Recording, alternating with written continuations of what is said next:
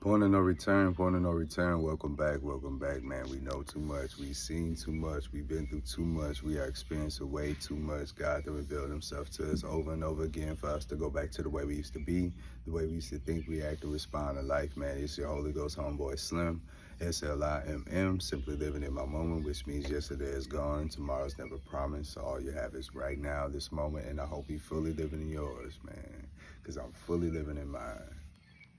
You feel me? Just back with another quick word, man. You got to continue to live life accordingly, man, to God's purpose and plan that he has for your life. If you're not living life the way that God is instructing you to, you're going to be very unhappy. You can be very successful. You can be very wealthy. You can have a lot of material things. You can have a lot of tangible objects. You can travel a lot of places. But if you're not living the life that God has chosen for you, it's going to be hard to be happy, and it's going to be hard to have peace. It's going to be a constant struggle within yourself and a constant fight between your flesh and your spirit. If you've been going through this transformation and this breakthrough, and now you're starting to receive your blessings, you're starting to see the path truly clearly and open up, and starting to see how the dominoes are going to fall accordingly, and the people that are going to be part of your plan and part of your circle and part of your foundation. In order to get this thing off the ground, you find it relaxing and you find it confident to be exactly as you are and where you need to be. You never feel out of place if you've been led by God to be there. You never feel like you're speaking out of turn if you are saying the thing that God has put it on your heart to speak. You never feel like you're doing anything in vain or wasting your energy, time, and effort and energy when you know that you are doing something that God has led you to do. Excuse me. Everything that you do when you continue to move in the spirit is going to continue to yield good fruit.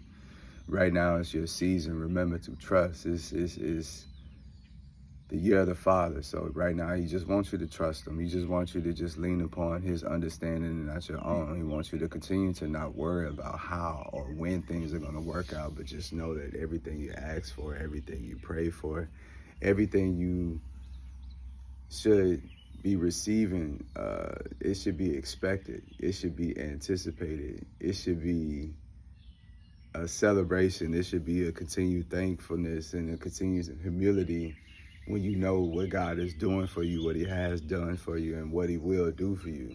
You should be happy and smiling all the time, no matter what face your way, no matter if you even have to bout with death and bout with sickness and bout with disease and discomfort and family marital issues. Like, it really doesn't matter. It really can't take away your peace or your smile, because you know at the end of the day it's all going to work out for the greater good of those who love the Lord. So you truly cherish the Lord and the relationship and the company that you have with him. And I said a long time ago, you went from being God's child to God's friend. And that's what happens when you mature in the faith.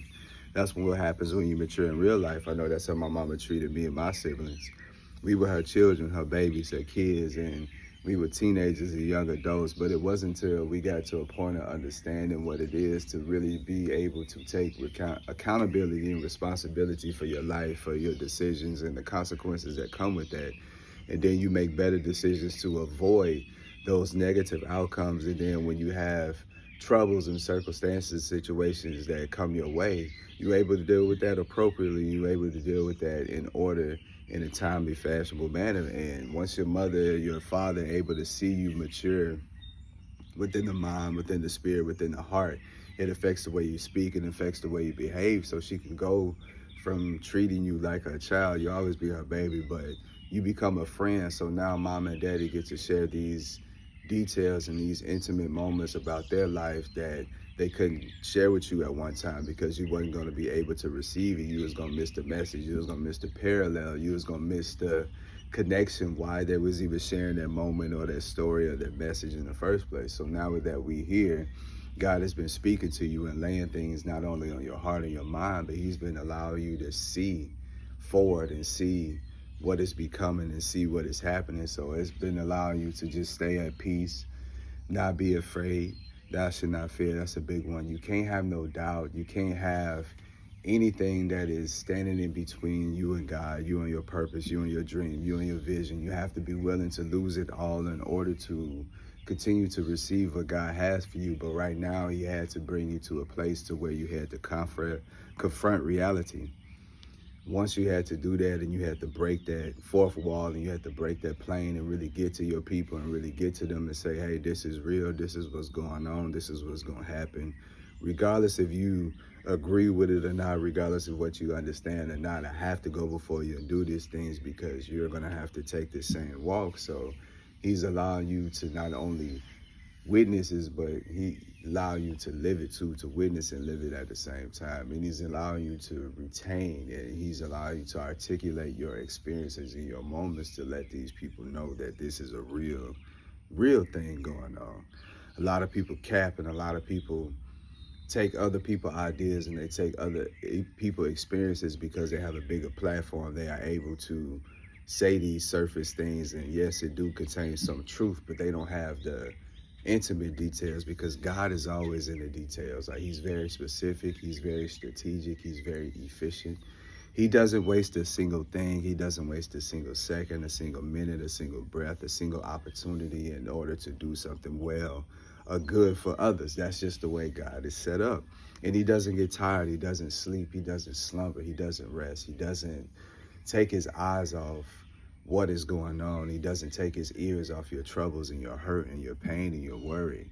He doesn't take his hands off your life, and he doesn't take his hands off the wheel that's navigating you through this crazy maze that we call life. And this whole experience has been set here to test you and to tempt you and to distract you and to take you away and to steal you and to kill you and to destroy you. And through this whole time, you stay patient, you stay persistent, you stay within reach of God because you always praying, you always going to him, you always crying out, you always asking questions, you always talking, you always meditating, you always listening, you always following and being a doer of the word, you always being a witness and a teacher of the word, you always bringing the light and being a bearer of life. You always got something positive for people. And even when it's a hard lesson, even when it's something that comes out the wrong way, but it's a good thing that needs to come out, sometimes your bluntness and your harshness and just your respect for life, to not waste no time, to not waste no minutes, and just sometimes get straight to the meat and potatoes, sometimes that's a blessing in disguise, bro. Sometimes we need to pull that Band-Aid off so we can really heal, so we can really see our scars and really see our wounds and really see where we are, so we can have a starting place, so we can know where we want to build from. A lot of people don't know who we are. A lot of people are stuck. A lot of people have peaked. A lot of people have plateaued. A lot of people are declining. A lot of people are rescinding. A lot of people are afraid and they're hiding. A lot of people are silenced. A lot of people are suffering. A lot of people are complacent. A lot of people are comfortable in their chaos. And these are the people that you have to stay away from because they will stagnate your growth. They will suck the life out of you. They will frustrate you. They will cause arguments. They will cause you to second guess yourself. They will cause you to be triggered and to be provoked and to be annoyed and to be disrespected. So if you know these people are not there yet mentally, spiritually, physically, then you cannot expect to be understood by those type of people. You have to continue to find your way. You have to continue to move your feet. You got to continue to search and look for your tribe, and just know that these people are going to stay in contact with you, and you're going to be able to take care of them, and they're going to take care of you, and they're going to help you on your upward bound. And trust me, like, this is not a lifestyle or a brand or a moment in time that is going to slow down, decrease. It's going to continue to expand and go up for you. So you just got to keep going. Good morning. Good. You just got to keep going. She good. I will. Yeah, you just got to keep going. You got to keep pushing. You got to keep moving. You got to keep going towards your directions and towards your dreams and towards your goal and towards your purpose, bro. But you got to keep living life accordingly. Like, you can't move backwards. You can't step to the side. You feel me? You can't cheat the line by cutting in front of somebody else. Like, you can't run from your purpose. You can't deny your power. You can't ignore your abilities. Like, you got to continue to just be. You know what I'm saying? And you just got to continue to become better at being the best version of yourself, because right now you're in a place where God is literally going to freeze you in time. He's allowing you to go through this transformation and this renewal and this release, and what you see the best version of yourself when you are able to connect all the dots, and when you have a firm relationship with the Trinity, and then you and the universe is one. You and life are compliant. You and the enemy understand each other, and we have terms, and these things is non-negotiable. I know not to play with him. He know not to play with me. That is the deal we have. You know what I'm saying? I'm not going to step outside of myself or outside of my body, allow myself to go back in the wilderness again after I have overcome that. And then, you know, I can't worry about what he's going to do or not do. So I'm not going to stress or worry about or think about the perils or the what ifs or what could. I'm going to live in my reality. I'm going to live in my truth, and I'm going to create, and I'm going to paint, and I'm going to change it if I don't like what's going on. I'm going to be the change that I wish to create. You know what I'm saying? And I'm going to show other people a way to do it, and a way to get through it, and a way to come out, whatever you're going through, stronger and better on the other end. Not because of you following my footsteps, but I'm leading you to the God of us all, the creator of us all, that can help you become the best version of yourself, just like I had to go to him and learn to become the best version of myself as well. So you just got to keep pushing. You just got to continue to live life according to plan. You got to continue to protect your peace. You got to continue to protect your purpose. And just understand, man, like, this is an all-out war, and it's after your mind, spirit, and soul. It's after your body. It's after your promise. It's after your inheritance. It's after your kids. It's after your wife. But if you've been doing the work and continuing to go to God and continue to trust God at his word and trust the process and continue to live according to the plan, then you're going to continue to receive the desires of your heart, while you see other people receive the consequences of their behavior. So keep yourself separated from the world. Keep yourself separated from sin. Keep yourself calm. Keep yourself peaceful.